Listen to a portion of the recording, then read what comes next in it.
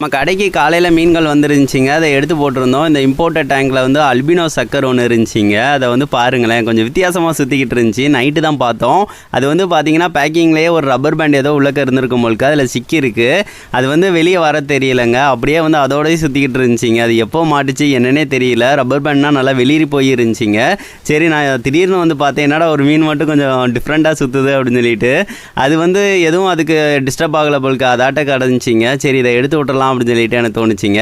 பாருங்கள், அது வந்து அங்கங்கே சுற்றிக்கிட்டு அங்கங்கே ஒட்டிக்கிட்டு இருந்துக்கும்.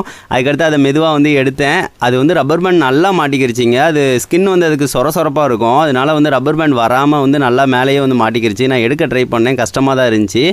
மெதுவாக வந்து அதை எடுத்து எப்படியோ வந்து விட்டாச்சிங்க. இந்த மீனுக்கு வந்து எப்படி வந்து அதில் போய் சிக்கியிருக்கும் தான் எனக்கு ஆச்சரியமாக இருந்துச்சுங்க. அது மேலே வந்து எப்படியோ வந்து ஏறிடுச்சு. அதை வந்து மெதுவாக வந்து எடுத்தாச்சு. இப்போ பாருங்கள், எப்படியோ ரப்பர் பேண்டை வந்து அழகாக வந்து எடுத்தாச்சுங்க. இது கடுத்து மீன்களை வந்து உள்ளக்கே வந்து விட்டாச்சு.